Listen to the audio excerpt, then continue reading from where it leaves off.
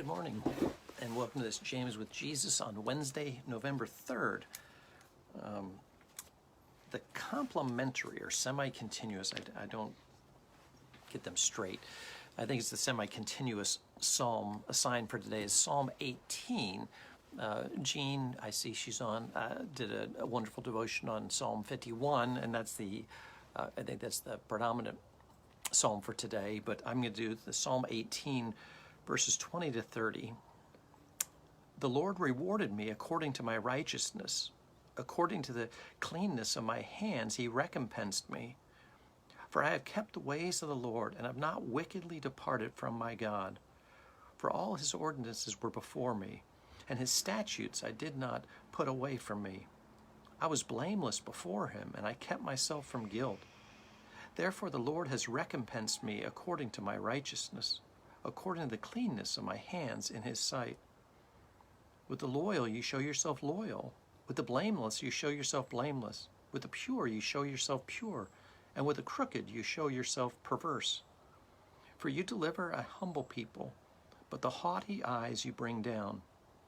It is you who light my lamp. The Lord my God lights up my darkness. By you I can crush a troop, and by my God I can leap over a wall. This God, his way is perfect. The promise of the Lord proves true. He is a shield for all who take refuge in him. And then from this psalm, my mind kind of brought to mind somebody from years ago while I was at seminary, and that was Dr. James Crumley. He was the bishop, I believe, of the Lutheran Church in America versus the American Lutheran Church. And he came to my mind because this psalm, when I read it, at least this portion of the psalm, struck me as being, a little bit cocky, I guess, claiming, I was blameless in God's sight. I'm righteous. I'm this. And Bishop Crumley, at the close of our South Carolina Synod assemblies, oftentimes would offer up a prayer. And this prayer was, Lord, where we are in the right, strengthen us. And when we are in the wrong, correct us. And so this sense that we make mistakes even when we think we're being blameless or righteous. Other times the prophets talk about, how can we fully trust our own hearts? Our hearts can deceive us. And again, that's where a community of faith can be helpful, because sometimes others can see us a little bit more clearly than we're able to see ourselves. So that got me thinking about Bishop Crumley and All Saints Sunday this weekend. And when I was at seminary, one of our assignments was to do what was called a model mentor paper.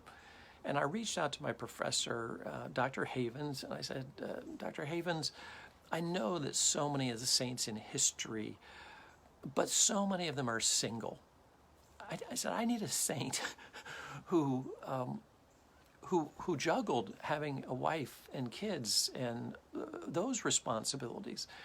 And she was the one who introduced me to contact Dr. Crumley, because one of the astounding stories for him is he was, like I said, he was the bishop of the Lutheran Church in America, I believe. Anyway, he was one of our national bishops from our predecessor Lutheran body.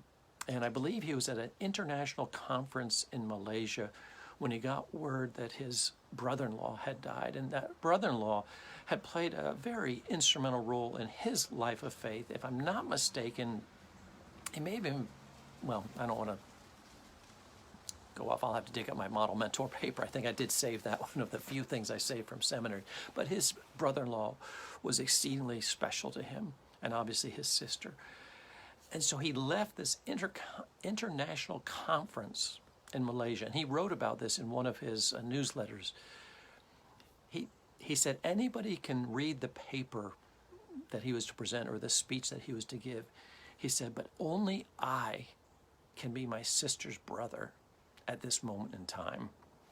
And it makes me tear up just thinking about it, that he understood his call as a family member preceded his call to be a bishop on an international stage. And to me, that humility and that connection with his roots just spoke volumes to me as far as why how important family is as one of the callings that we have in life for those of us that have families. Another astonishing story, he got to be our ecumenical theology professor because Dr. Yeager was on sabbatical. And so we got to have Dr. Crumley come and lead the class. And so we have these textbooks talking about the Roman Catholic and Lutheran dialogues as far as about justification, other key theological themes. I don't want this to come across as a name dropping. It was just pure humility. But in his lectures, every once in a while I would slip in and yes, when I talked to the Pope about this, and so to have somebody who is part of the living history of the church and these, again, international dialogues was just wonderful. But he was such an approachable person and such a humble person. And so he truly lived up to the hopes of that assignment, which was, do you have a model mentor that you can look to? And so this day, reflect on people. It might be in the business world, it might be in your neighborhood, it might be in your congregation, it might be somewhere that has served as a model mentor in your walk of faith. And be mindful that there might be a whole lot of other people looking to you as their model right now.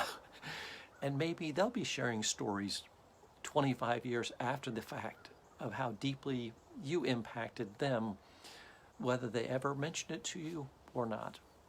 So let us pray.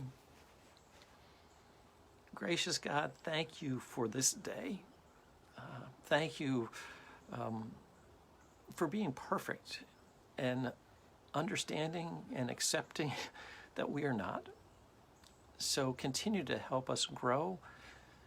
Thank you for a community of faith who can be lovingly honest with us to help us in our desire to more closely follow Jesus.